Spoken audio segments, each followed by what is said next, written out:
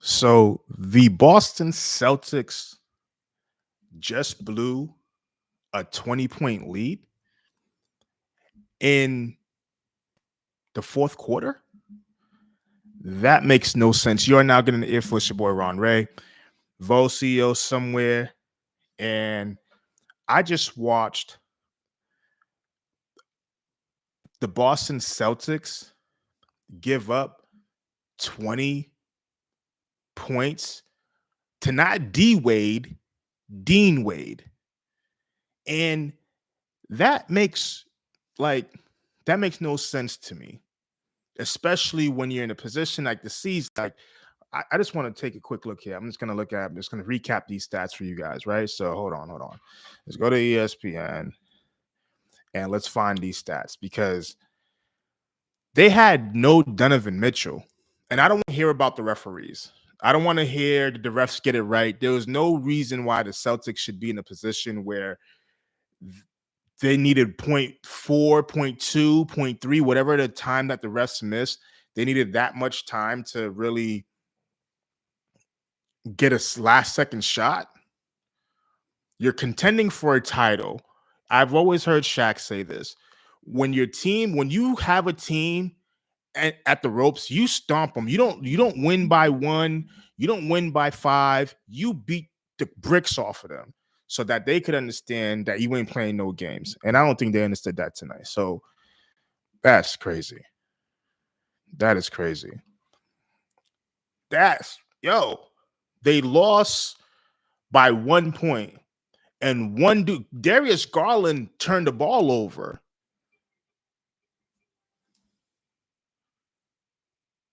Darius Garland turned the ball over. He didn't even have. It's crazy. He didn't even have anybody. Like, I don't know how to. I don't know how to judge the Joe Mazzulla down the stretch. I don't know how to judge that. They don't call a timeout after the Dean dunk. I agree with it because you're playing within the moment. I'm not terrible with that. But there was a point where Jason Tatum waved somebody off. It was to the weak side, and Porzingis is over there on the other side, and Jason Tatum is trying to get to the top of the key. He wants, and in my opinion, I thought he was going to drive to the bucket and try to create a free. You're down by 1. You could be super and ultra aggressive in this situation. You don't have to really worry if you're going to get the calling out. If you're aggressive and you make a move to the basket, something's going to go your way, especially when you're the best player on the court. I thought that was really going to go literally. I thought he was going to go to the basket.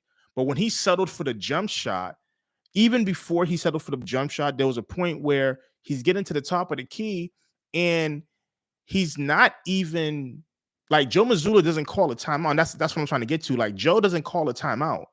Joe doesn't realize, like, he leaves it in the player's hands. And I think it was about 13 seconds left, 12 seconds left, something like that, left remaining in the game. And you have the opportunity to win the game.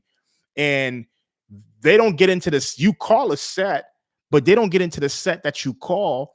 And Jason is playing with the ball. Call a timeout, regroup, and go from there. I think that was wild that he didn't even attempt to call a timeout. I understand not calling the timeout initially, but how are you not calling the timeout after? Doesn't make any sense. Doesn't make any sense. Hold on. So if I read you stat lines, Jason Tatum basically had a triple double. Tatum basically had what am I missing here?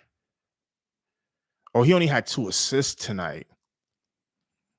That's Tatum averages about 5 to 6 assists a night, and he only had 2 tonight.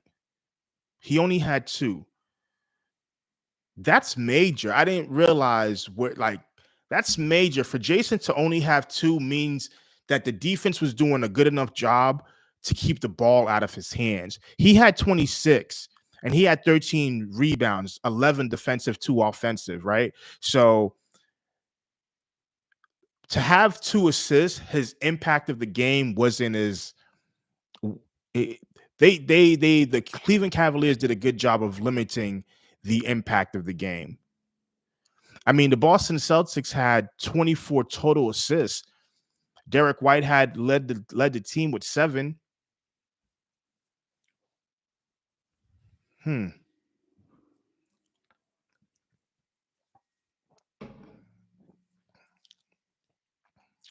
Yeah, that's wild.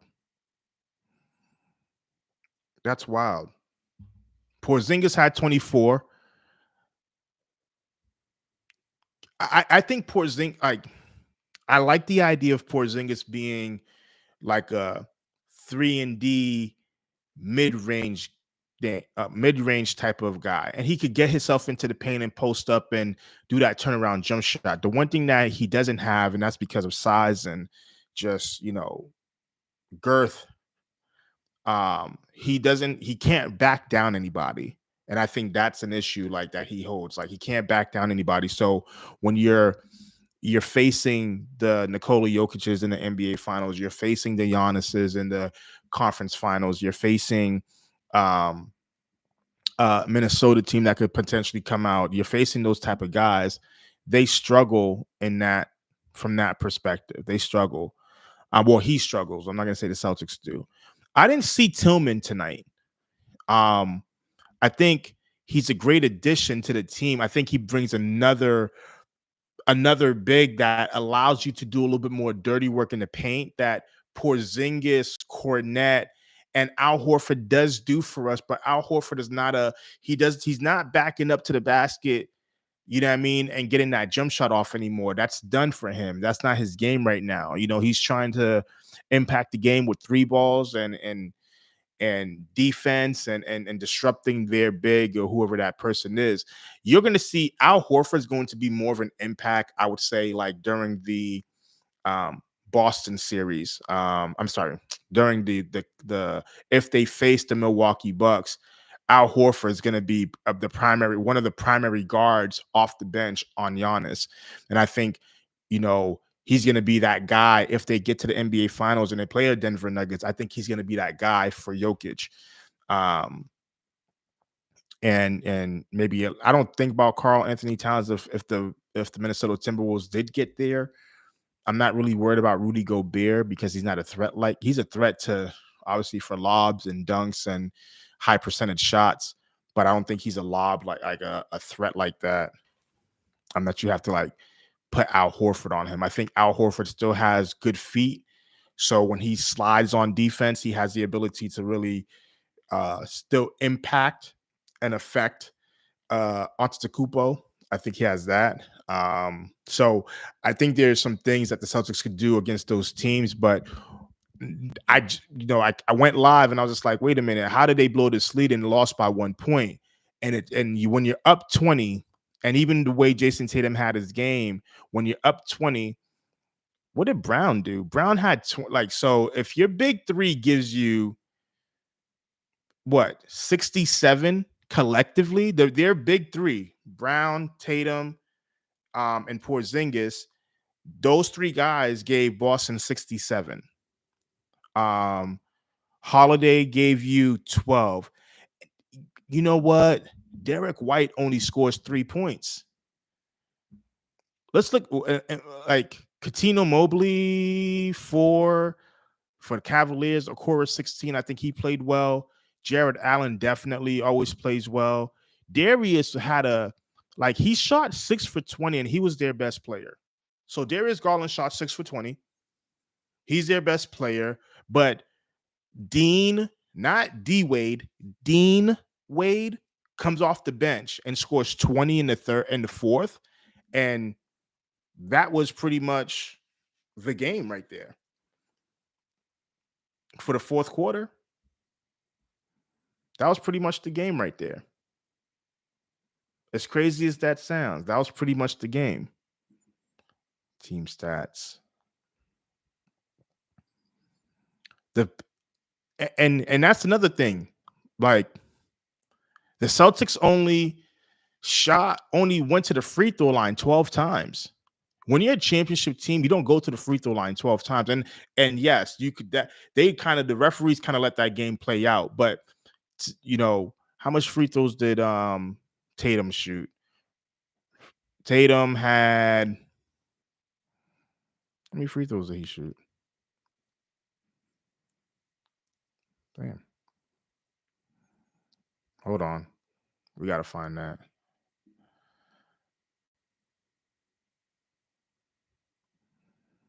He only had 6 free throws tonight.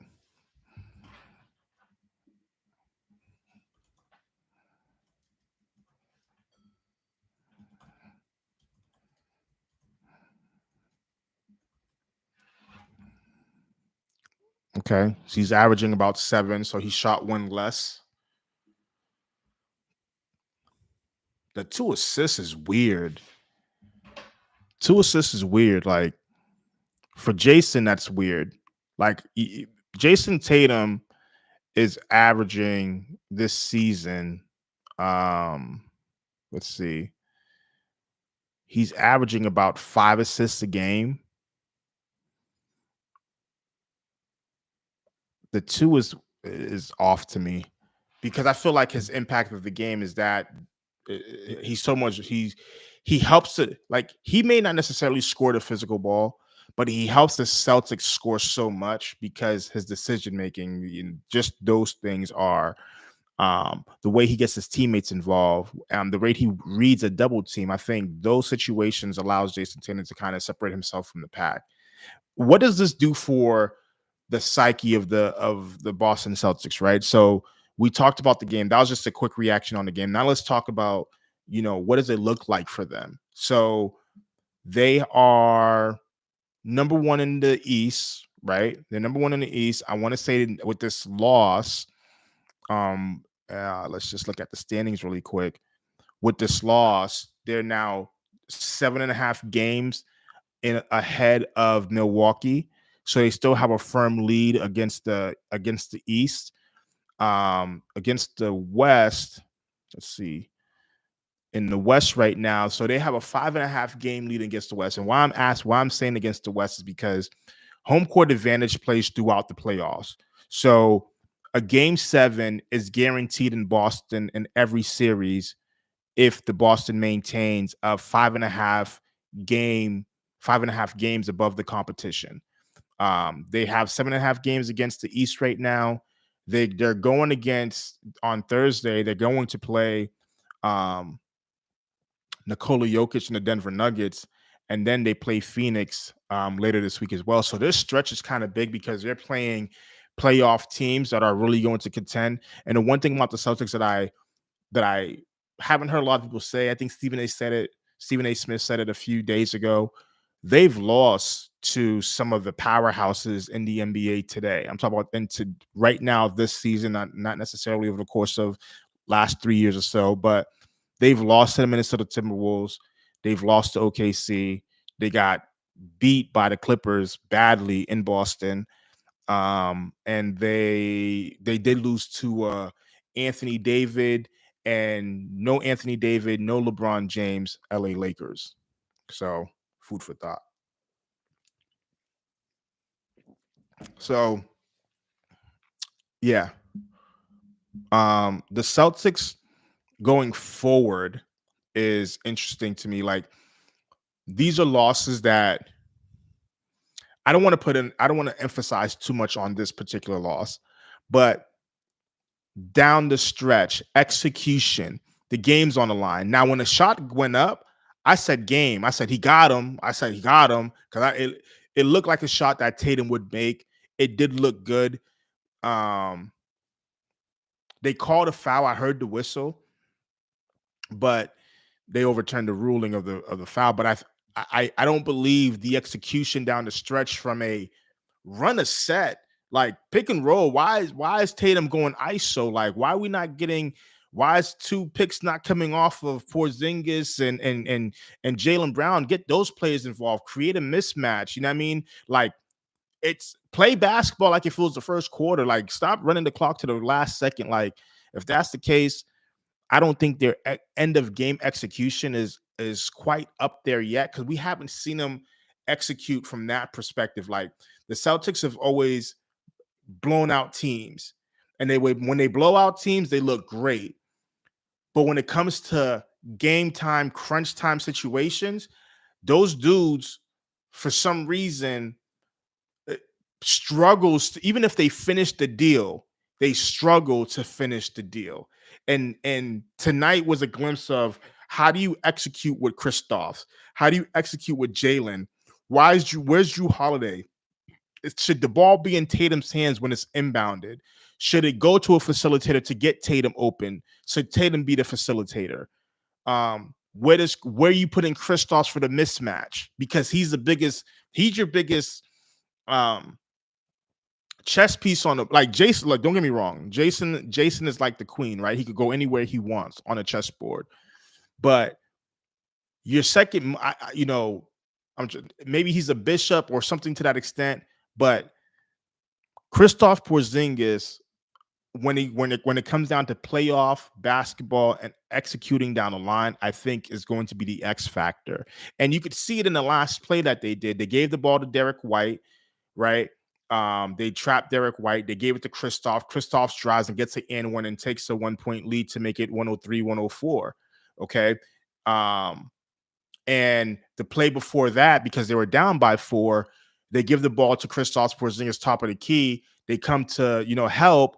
Drew Holiday splits and dives to the basket, and Porzingis makes a beautiful bounce pass, and it gets to Porzingis. I mean, it gets to Drew Holiday, and it's an easy layup. And then now it's a 2-point game, and then the play after, he drives and scores the and one, and now they have a 1-point lead. Why wasn't something executed with Kristaps? Because he's such a mismatch. He could shoot over anybody, right? He could shoot over anybody.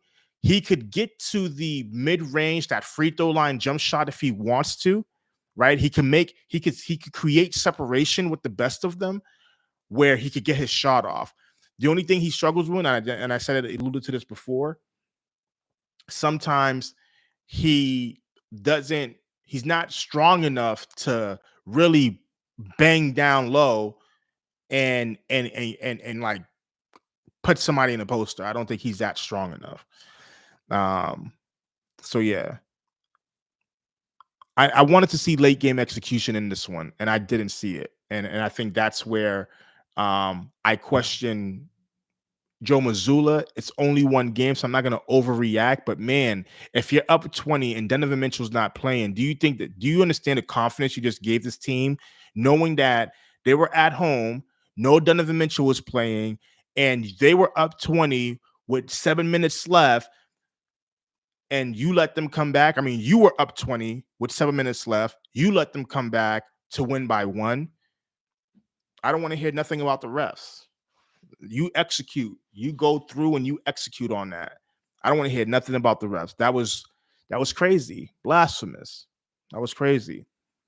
I don't want to hear nothing about the refs, because in a situation like that, that could turn the series in a playoff game. Like, imagine, it's 1-1, right? It's 1-1 where they split in Boston. We go to Cleveland, and it's where we beat them at home the first time, and we have an opportunity to beat them again in game 4, and it changes the series. And now they go to our home. No, now we go back for game 5 in Boston, where you really have to smack these. You know what I mean? You really got to ass to belt. You really got to go through that. So like, it's just wild to see that. And that I had to come live on that, because it pissed me off. I was in my bathrobe. I was sitting down, relaxing. I'm thinking I'm gonna get catch, because if the Celtics had lost this week, I would want them to lose against the Nuggets, because they're the contenders. You're supposed to run through teams like this, especially without their star. When a team doesn't have its star, there's no reason why you should be losing the game. Like, if you don't have a star, like D Mitch didn't play yesterday. Didn't play tonight. He doesn't have his star, the Cavalier star, was not playing tonight. So like, there's no way. There's no way. Like, there's no way you lose that game. And It's only one game. You haven't lost since February 1st. I get all that. You can't blame the refs. You can't you can't do that. Like the big three of the Boston Celtics scored 67 points. The big three of the Celtics scored 67 points. Right? So if they score 67 points and Darius Garland, their best player, went 6 for 20, come on, dude. Come on. That's crazy. There's no way. There's no way. Like a guy and the guy that took over the game wasn't even a starter. He came off the bench and dropped 20. He dropped 20. That can't happen. Nah. No, no, no way. No way. Execution down the line has to be better.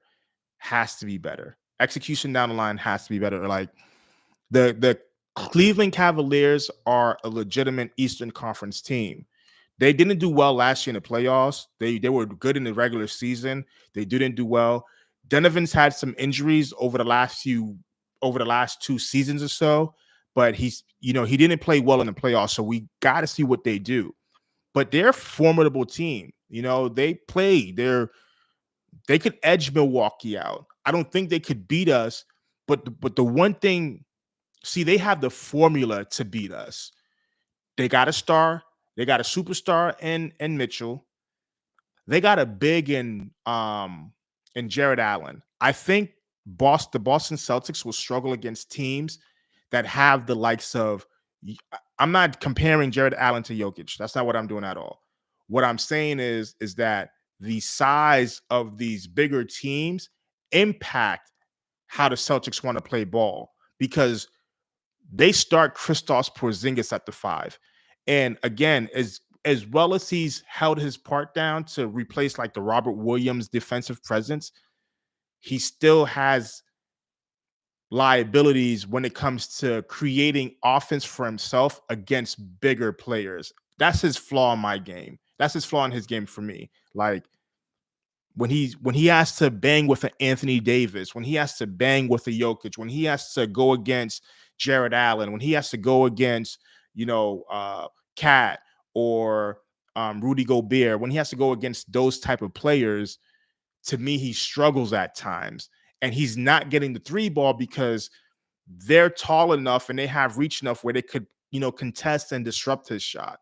So I think that, to me, like, they have the formula with the superstar and Donovan, with the size that they have with um, Mobley, Jared Allen, Accor. They have size that they could test the Boston Celtics. I think the Celtics are more talented, obviously, but they have the ability to do that. But you don't lose this type of game. I don't know if it's red flags. I don't know if it creates any type of red flags, but I understand it's one game. They haven't lost in a while. And they may go back on another 15-game winning streak, 7-game winning streak. It is what it is. They've only lost 13 games this year. But they got 2 big games coming up. They got a game against the Denver Nuggets coming up this week, and Nikola Jokic. I mean, no, I'm sorry, and the Phoenix Suns. So that Denver game, trust me, everybody's gonna be watching that game because that's legitimately potentially a finals appearance for both teams. No cap. I promise you, legitimately. But we'll see, man. We'll see. I don't know, doggy. These Celtics could be scary sometimes. It's hard. It's hard, but they made the right moves. They're in a good position. You are now getting an earful. It's your boy Ron Ray. Thank you for joining. If you join, leave your comment, subscribe, like. Trying to make this channel blow up. Get your early content when it comes to basketball, football. We'll try to do this once a week. See what's shaking. Peace.